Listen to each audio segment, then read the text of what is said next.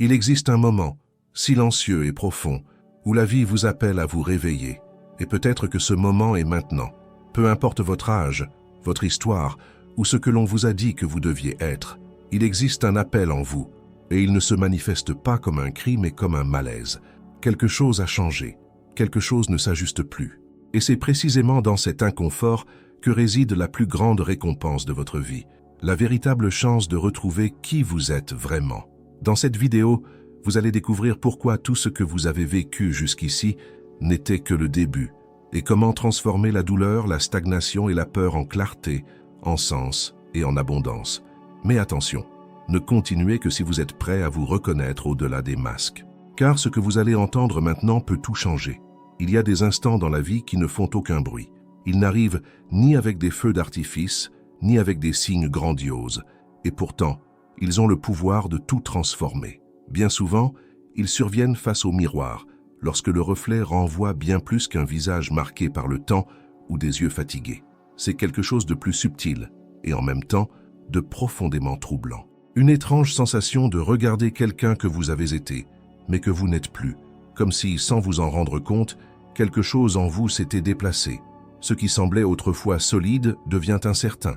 Ce qui était familier paraît désormais étranger. Et même sans mots, votre cœur murmure « quelque chose est différent ». C'est là que tout commence, à cet instant précis où l'inconfort s'installe et où la lucidité frappe à la porte. La véritable transformation n'arrive pas comme un éclair de lumière, ni comme un moment magique d'inspiration. Elle arrive sous la forme d'un malaise. Et tout malaise, aussi inconfortable soit-il, est une invitation de l'âme à évoluer. La psychologie profonde, et plus particulièrement la psychologie jungienne, donne un nom à ce processus, l'individuation. Un chemin qui ne consiste pas à devenir quelqu'un d'autre, mais à se souvenir de qui vous êtes réellement. C'est le voyage qui consiste à ramener à la lumière des parties de vous qui ont été oubliées, rejetées, réduites au silence. Et contrairement à ce que beaucoup imaginent, cela n'a rien à voir avec le fait de plaire au monde ou de s'adapter à ses normes. Bien au contraire, il s'agit de s'en libérer. Mais cette traversée n'est pas toujours douce, car pour renaître, il faut d'abord permettre qu'une partie de soi meure. Et il ne s'agit pas d'une mort physique, mais symbolique, celle qui dissout l'ancien moi, qui abandonne les rôles qui ont un jour servi, mais qui aujourd'hui ne font qu'emprisonner. Combien de fois avez-vous essayé de changer en misant sur des promesses extérieures ? Cette fois, je vais me lever plus tôt. Maintenant, je commence le sport. Je dois être plus positif. Et pourtant, malgré les bonnes intentions, tout revenait au même point. La vérité est que la transformation réelle ne se produit pas dans l'agenda. Elle se produit dans l'invisible, dans l'architecture silencieuse de l'esprit. La neuroscience moderne le confirme. Chaque pensée répétée, chaque croyance renforcée, chaque émotion revécue façonne des circuits dans le cerveau. C'est comme si notre identité était composée de chemins neuronaux que nous nous racontons chaque jour. Je suis comme ça, j'ai toujours été ainsi. Mais est-ce vraiment vrai ? La neuroplasticité, ce domaine fascinant de la science, révèle que le cerveau est malléable. Il se réorganise en fonction des pensées et des expériences que nous choisissons de nourrir. Et cela constitue une clé puissante. Cela signifie que vous pouvez consciemment redessiner la manière dont vous vous percevez et dont vous percevez le monde. Mais il y a un détail essentiel. Cela ne se fait pas sans résistance. L'ego, cette partie de nous qui cherche le contrôle et la prévisibilité, fera tout pour maintenir les choses telles qu'elles sont. Il créera des excuses. Il tentera de vous convaincre que ce n'est pas le bon moment, que vous n'y arriverez pas, que mieux vaut remettre à plus tard. Ces voix ne sont pas des vérités absolues. Ce sont des mécanismes de défense. Ce sont les stratégies de l'ancienne identité qui tentent de survivre. Et comprendre cela est profondément libérateur. Car le premier pas de l'autotransformation n'est pas de tout faire différemment, c'est de regarder à l'intérieur avec honnêteté, d'observer les schémas que vous répétez sans vous en rendre compte, et surtout d'accueillir les parties de vous que vous avez passé votre vie à cacher. Il existe une part de l'âme que Jung appelait l'ombre. Ce n'est pas le mauvais côté, comme beaucoup le croient. C'est tout ce qui a été relégué dans le sous-sol de la conscience. Émotions refoulées, douleurs inexprimées, désirs niés. Tant que ces parties restent ignorées, elles dirigent silencieusement vos décisions. Mais lorsque vous les reconnaissez, quelque chose commence à changer, car tout ce qui est vu avec clarté perd le pouvoir de vous dominer. La transformation commence au moment où vous cessez de nier ce que vous ressentez. Lorsque vous observez une émotion difficile, sans jugement, le corps réagit autrement. L'amygdale, centre de la peur dans le cerveau, s'apaise. Le cortex préfrontal, responsable des décisions conscientes, reprend les commandes. Vous sortez du pilote automatique. Vous commencez à répondre au lieu de réagir. Et dans cet espace entre le stimulus et la réponse réside la liberté. Mais malgré tout, le chemin reste fait de haut et de bas. Il n'existe pas de ligne droite vers l'évolution. Le processus est en spirale. Vous pensez avoir dépassé quelque chose et soudain cela revient. Mais cette fois, vous le ressentez différemment. Ce qui vous paralysait autrefois provoque désormais une réflexion. C'est cela, l'évolution. C'est la maturité. Cela ne signifie pas l'absence de douleur. Cela signifie que vous avez appris à danser avec elle. Et peut-être le plus important de tout, ne forcez pas le changement. Permettez-le.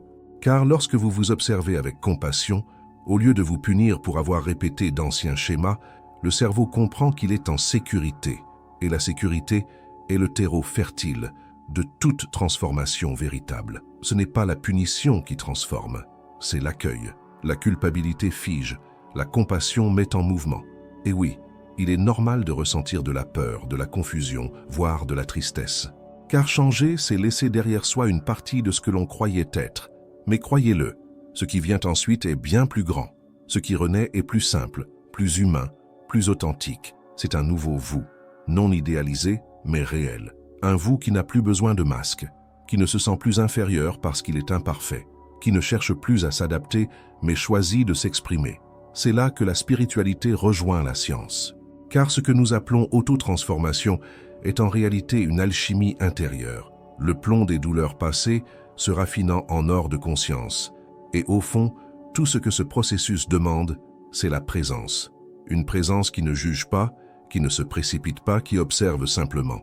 À chaque respiration, à chaque petite décision prise avec intention, vous plantez une graine d'avenir. Et quand vous vous y attendrez le moins, ce qui semblait être un effort deviendra une seconde nature. Vous ne régressez pas lorsque tout semble vide. Vous êtes en train de renaître. Et cet espace entre ce que vous étiez et ce que vous êtes en train de devenir, aussi inconfortable soit-il, est fertile.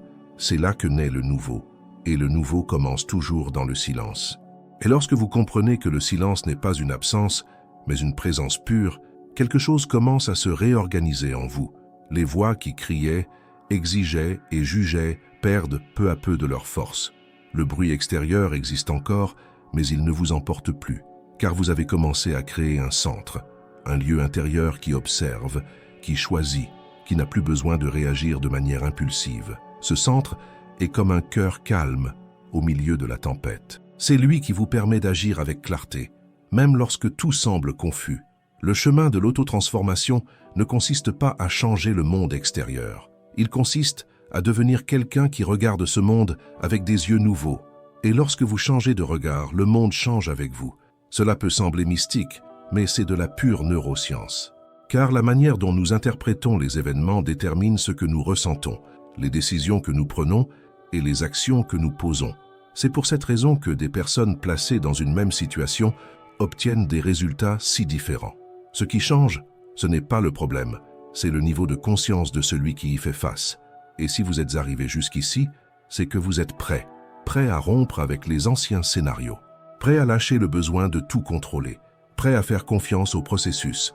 Oui, faire confiance, car la confiance n'est pas la certitude de ce qui va arriver. La confiance, c'est continuer d'avancer, même sans garantie, même dans l'obscurité. C'est savoir que quelque chose de plus grand est en train de se construire, même lorsque vous ne voyez pas l'ensemble. Mais il existe une étape de ce processus que beaucoup ignorent et qui est peut-être l'une des plus cruciales, l'environnement. Vous pouvez avoir l'intention la plus pure du monde, suivre une thérapie, méditer, répéter des affirmations, mais si vous continuez à être entouré de symboles de l'ancien moi, il sera difficile d'avancer. Et ce n'est pas une faiblesse, c'est de la biologie. Le cerveau réagit à ce qui est visible, accessible et émotionnellement associé à la sécurité. C'est pourquoi, si vous voulez vraiment vous transformer, commencez par changer ce qui vous entoure. Organisez votre espace. Éliminez le superflu. Entourez-vous de stimuli qui vous rappellent qui vous êtes en train de devenir. Écoutez des voix qui nourrissent votre courage, et non votre peur. Fréquentez des lieux qui inspirent l'expansion, pas la contraction. La transformation commence dans les petites décisions, comme ce que vous autorisez à entrer dans votre maison, dans votre routine, dans votre esprit. Et tout cela, au fond, nous conduit à une seule question essentielle. Qui êtes-vous au-delà de ce qu'on vous a appris à être? Cette question, lorsqu'elle est posée avec sincérité, a le pouvoir de démanteler des décennies de conditionnement. Car beaucoup d'entre nous ont grandi en croyant que nous étions nos traumatismes, nos croyances héritées, nos échecs. Nous répétons des récits tels que « je suis anxieux »,« je suis désorganisé »,« je ne mène rien à terme », comme s'il s'agissait de vérité absolue. Mais si ce n'était que de vieilles histoires que vous vous êtes racontées si longtemps qu'elles sont devenues des habitudes, vous pouvez changer ce récit. Et je ne parle pas de positivisme superficiel, mais de réécrire votre identité à partir de nouvelles expériences, de nouvelles perceptions, de nouvelles émotions. Lorsque vous commencez à dire « j'apprends à faire confiance »,« je deviens plus calme »,« je choisis d'agir différemment », le cerveau comprend qu'un nouvel itinéraire est en train de se tracer. Et s'il existe un chemin, il existe de l'espoir. L'inconscient ne comprend pas les objectifs écrits sur une liste. Il comprend les symboles, les images, les sensations. C'est pourquoi il est si important de créer une image émotionnelle du nouveau vous. Fermez les yeux et voyez comment cette version de vous vit, comment elle se réveille, comment elle réagit face à un problème, comment elle se parle à elle-même, comment elle se positionne face à la vie. Voyez-vous agir avec présence, clarté et confiance. Ce n'est pas une imagination vaine, c'est une répétition biologique, un entraînement pour que le cerveau s'habitue à cette nouvelle manière d'exister. Mais tout cela ne peut fleurir que sur un seul sol, celui de l'autocompassion. Il est inutile de tenter de se transformer si vous portez encore de la culpabilité pour ce que vous avez été, ou pour tout ce que vous n'avez pas fait. La culpabilité paralyse. La compassion libère. Lorsque vous vous traitez avec douceur, lorsque vous accueillez vos erreurs comme faisant partie du processus, le système nerveux comprend qu'il est en sécurité. Et la sécurité est le carburant du changement. L'amygdale se détend, le cortex gagne en clarté, tout le corps s'aligne. C'est pourquoi se punir pour un échec ne fait que vous maintenir dans le cycle. À l'inverse, accueillir l'erreur dissout la résistance. Vous apprenez, vous ajustez, vous continuez. Et ainsi, lentement, la nouvelle version de vous s'installe. Non pas d'un seul bond, mais choix après choix, geste après geste, pensée après pensée. La transformation se déploie comme une danse douce entre conscience et pratique. Le chemin ne consiste pas à faire davantage, il consiste à faire avec plus de présence. Faire une pause avant de répondre, respirer avant de juger, se taire avant de réagir. Ces petits gestes sont des portails vers un nouveau soi. C'est à travers eux que l'esprit se reprogramme. C'est là que vous plantez les graines de la sérénité que vous désirez tant. Et peu à peu, le monde extérieur commence à refléter ce nouvel état intérieur.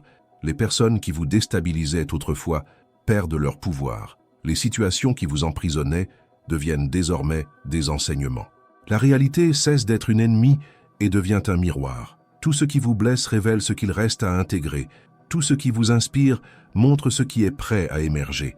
C'est alors que vous commencez à comprendre. Il ne sert à rien de courir après des changements extérieurs. C'est la qualité de votre conscience qui détermine tout. Ce qui est à l'intérieur façonne ce qui est à l'extérieur. Et lorsque cette vérité s'installe, la vie commence à danser sur un autre rythme. Un rythme qui respecte votre temps, qui honore vos processus, qui accueille vos douleurs sans jugement. Vous commencez à vous voir autrement, à vous reconnaître, à vous honorer. Et c'est à cet instant que la nouvelle année commence vraiment. Peu importe la date sur le calendrier. Le véritable réveillon de l'âme commence lorsque vous choisissez de vous éveiller. Si vous êtes arrivé jusqu'ici, prenez une profonde respiration et sentez cette transformation déjà en train de naître en vous. Et si cela résonne avec votre vie, aimez cette vidéo maintenant. Abonnez-vous à la chaîne et partagez dans les commentaires une affirmation positive qui résume ce moment d'éveil. Écrivez « Je choisis de me reconnecter à qui je suis vraiment ». Votre chemin mérite d'être célébré. Avançons ensemble. Et même lorsque tout en vous semble encore en désordre, lorsque la peur murmure que rien ne va changer, que vous allez continuer à répéter les mêmes erreurs, que tout cela est beau à entendre mais trop difficile à vivre, respirez. Respirez profondément. Car c'est précisément à ce moment-là que le changement commence à s'enraciner pour de bon. Non pas quand vous vous sentez fort, sûr ou illuminé, mais quand vous êtes fatigué, confus, parfois même découragé, et que vous choisissez malgré tout de continuer. Ce continuer, sans garantie, est un acte de courage silencieux plus puissant que n'importe quelle décision spectaculaire. La vie ne vous demande pas de grandes réponses. Elle vous demande de la présence, un choix à la fois, une nouvelle manière de vous traiter, une respiration avant la critique intérieure, un geste de compassion là où, autrefois, il n'y avait que l'exigence. Et peu à peu, presque sans vous en rendre compte, vous devenez quelqu'un d'autre. Ou plutôt, vous revenez à vous-même. Vous vous dépouillez des couches, des masques, des histoires qu'on vous a racontées ou que vous avez créées pour survivre. Car oui, la plupart de nos résistances ne sont pas des défauts. Ce sont des formes que l'âme a trouvées pour se protéger. La peur excessive, le contrôle, le perfectionnisme, la procrastination sont souvent des boucliers forgés dans des périodes difficiles de la vie. Et c'est très bien ainsi. Remerciez-les. Mais peut-être qu'aujourd'hui, il est temps de les laisser partir. Ils ont rempli leur fonction. Vous n'avez plus besoin de vous défendre contre tout. Vous n'avez plus besoin de vous protéger de vous-même. Et dans ce regard plus doux, vous commencez à découvrir que derrière chaque comportement auto-saboteur se cache une douleur qui n'a pas été entendue. La colère, elle dissimule une frustration ancienne. La peur, une mémoire d'abandon. Le contrôle, un traumatisme de solitude. L'âme ne crie pas, elle répète des schémas, jusqu'à ce que vous écoutiez. Et lorsque vous écoutez, la guérison commence. Car l'écoute véritable transforme. Elle ne rationalise pas, elle accueille. Se transformer n'est pas devenir un nouveau moi idéalisé, parfait, sans faille. C'est devenir entier. C'est accepter la lumière et l'ombre, le progrès et la chute, la force et la vulnérabilité. Et c'est précisément pour cela que la véritable maturité ne naît pas seulement de l'expérience, mais de la manière dont vous digérez ce que vous avez vécu. Combien de personnes connaissez-vous qui ont traversé tant de choses, mais restent prisonnières des mêmes douleurs? Ce n'est pas leur faute. C'est simplement le reflet de la façon dont elles ont appris à survivre. Mais aujourd'hui, vous avez l'opportunité de faire autrement. Et cela commence par permettre au passé de se reposer, qu'il soit honoré, compris, mais qu'il ne soit plus rejoué comme un scénario. Chaque fois que vous vous souvenez d'une douleur et que vous la revivez sans conscience, vous réactivez le même schéma neuronal. Mais lorsque vous vous en souvenez avec présence, avec le regard de quelqu'un qui a grandi, le cerveau comprend. Cette histoire ne me définit plus. C'est ainsi que la douleur se transforme en sagesse. Il ne s'agit pas d'oublier. Il s'agit de se souvenir avec des yeux nouveaux, de pouvoir regarder une ancienne version de vous-même et au lieu de juger, dire « Merci, je comprends pourquoi tu as agi ainsi, mais maintenant, je choisis autrement. » Ce choix change tout. Il change le ton de la voix intérieure. Il change le dialogue avec le corps. Il change les réponses émotionnelles, car le corps écoute ce que vous ressentez. Il réagit à ce que vous croyez de vous-même.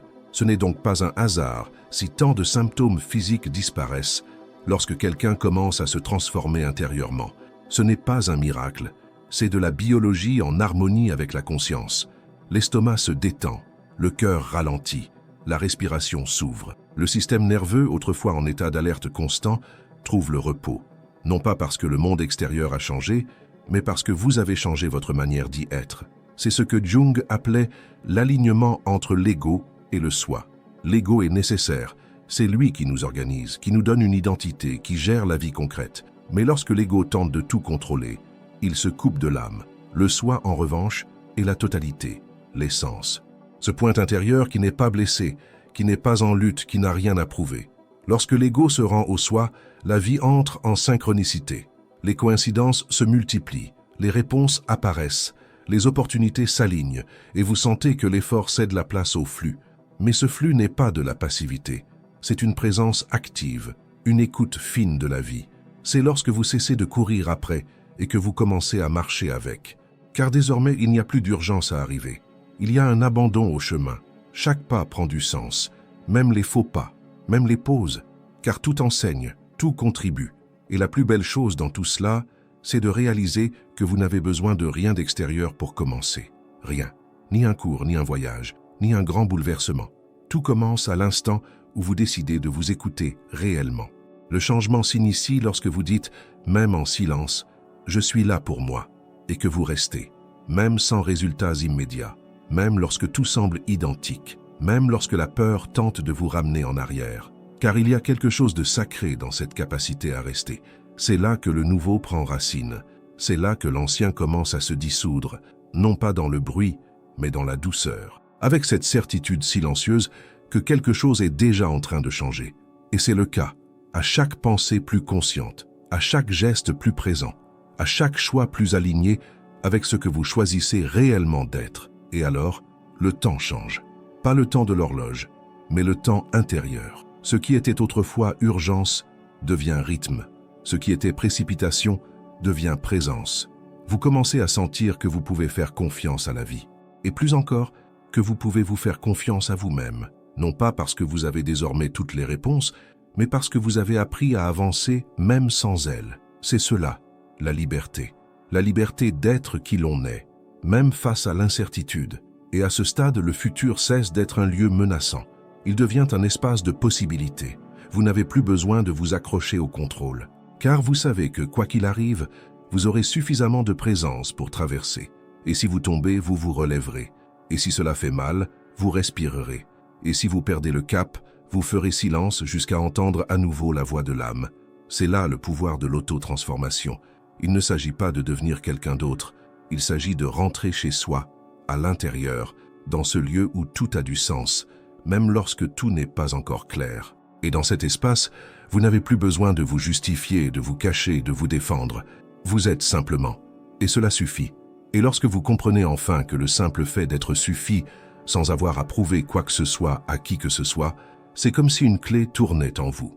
Une clé qui n'ouvre pas une porte extérieure, mais un portail intérieur, silencieux, profond, intime. Vous commencez à marcher avec légèreté, non parce que le chemin est devenu plus facile, mais parce que le bagage est devenu plus léger. Les peurs apparaissent encore, les incertitudes vous accompagnent toujours, mais vous ne vous confondez plus avec elles. Désormais, vous savez, cela passe, cela enseigne, cela transforme. La douleur qui autrefois vous paralysait vous invite maintenant à l'écoute. L'anxiété qui vous étouffait vous guide désormais vers le ralentissement. La culpabilité qui vous punissait révèle aujourd'hui là où vous ne vous êtes pas encore pardonné. Chaque part de votre ombre cesse d'être une ennemie pour devenir une enseignante. Car l'âme, lorsqu'elle est accueillie dans sa totalité, guérit ce que le temps à lui seul ne saurait jamais guérir. Et ce qui était autrefois un effort devient désormais un flux. Ce qui était lutte devient compréhension. Vous réalisez que vous n'avez plus besoin de vous adapter à quoi que ce soit, car il n'y a plus de cadre pour un être qui a appris à s'expandre. Vos émotions cessent d'être des murs pour devenir des fenêtres. Vous commencez à ressentir la vie autrement. Tout devient plus vivant, plus sensible, plus réel. Vous marchez différemment. Vous regardez dans les yeux avec plus de présence. Vous écoutez sans hâte. Vous choisissez sans peur. Et lorsque vous rencontrez le chaos, car il viendra, vous respirez. Vous savez que vous n'avez plus besoin de réagir. Vous savez qu'il y a quelque chose de plus grand qui guide le processus. Et cela suffit. Il ne s'agit plus de vaincre, il s'agit d'être entier. Et ce nouveau vous n'est pas une version supérieure, c'est simplement la version la plus honnête, la plus lucide, la plus cohérente, avec ce que vous avez toujours été au plus profond de vous. Cet être qui, pendant longtemps, est resté endormi, étouffé par les attentes des autres, par les voix anciennes, par les rôles hérités, mais plus maintenant. À présent, il a repris la place qui a toujours été la sienne. Et que se passe-t-il lorsque vous vivez en cohérence avec cette vérité intérieure? Le monde extérieur commence à se réorganiser, sans effort, sans contrôle. Les bonnes personnes arrivent, les bonnes opportunités apparaissent. Et ce à quoi vous vous accrochiez, même lorsque cela n'avait plus de sens, se dissout tout simplement. Car l'univers répond à votre fréquence, la vie fait écho à votre état intérieur. La synchronicité devient alors chose courante, cette sensation que tout est en train de s'aligner. Et c'est le cas, non pas parce que tout est devenu parfait, mais parce que vous avez cessé de résister, parce que vous avez choisi de faire confiance, parce que vous avez enfin compris que changer ne signifie pas se réinventer chaque jour, mais se souvenir jour après jour de qui vous êtes réellement. Ce souvenir a un pouvoir immense. C'est lui qui vous guidera lorsque tout semblera s'effondrer. C'est lui qui soutiendra votre foi lorsque la peur voudra revenir. C'est lui qui vous maintiendra debout lorsque le monde tentera de vous ramener vers d'anciens schémas. Car désormais, vous avez la conscience. Et la conscience est comme une lumière qui, une fois allumée, ne s'éteint plus. Elle peut vaciller, oui. Elle peut sembler faible les jours difficiles. Mais elle est là. Elle a toujours été là. Et maintenant, vous savez comment y accéder. Vous savez qu'il suffit de s'arrêter, de respirer et de revenir à soi. C'est votre maison, le lieu où réside votre force, votre lucidité, votre foi. Et c'est dans cette présence que vous commencez à vivre avec plus de sens. Non pas un sens grandiose et idéalisé, toujours hors de portée, mais un sens qui se manifeste dans le quotidien, dans la manière dont vous traitez les autres, dans la façon dont vous prenez soin de ce qui vous appartient, dans la manière dont vous vous positionnez face à la vie. Voilà le véritable sens, vivre avec l'âme. Et vivre avec l'âme, c'est se rappeler chaque jour que vous êtes plus que vos peurs, plus que vos erreurs, plus que tout ce qu'on a tenté de vous faire croire. Vous êtes la conscience qui observe, qui apprend, qui se transforme. Et c'est cela qui fait de votre vie un chemin sacré, non pas parce qu'il est exempt de douleur, mais parce qu'il est parcouru avec courage. Si vous êtes arrivé jusqu'ici, ce n'est pas par hasard. Quelque chose en vous vous a conduit. Une soif de sens, une fatigue du superficiel, un désir de retrouver quelque chose que vous ne saviez pas encore nommer, mais que vous ressentiez. Cette chose a un nom, votre essence. Et maintenant que vous l'avez retrouvée même par éclair, prenez-en soin. Honorez cette rencontre. Ne vous traitez plus jamais comme quelqu'un de petit. N'acceptez pas moins que ce que votre âme reconnaît comme vrai. Vous méritez de vivre avec présence, avec profondeur, avec intégrité. Et si un jour le doute revient, car il reviendra, souvenez-vous, le doute ne vous définit pas. La chute n'annule pas votre chemin.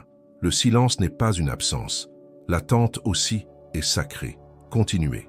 Un pas à la fois, un choix à la fois, une respiration à la fois.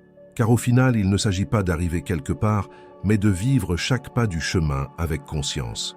Voilà le véritable miracle de l'auto-transformation. Ne pas changer qui vous êtes, mais permettre à ce qu'il y a de plus vrai en vous de fleurir, sans hâte, sans peur, sans culpabilité. Et lorsque cela se produit, lorsque vous vous autorisez à vivre à partir de votre essence, tout ce qui est réel demeure. Et tout ce qui est illusion se dissout simplement. Cela, c'est la liberté. Cela, c'est votre vérité.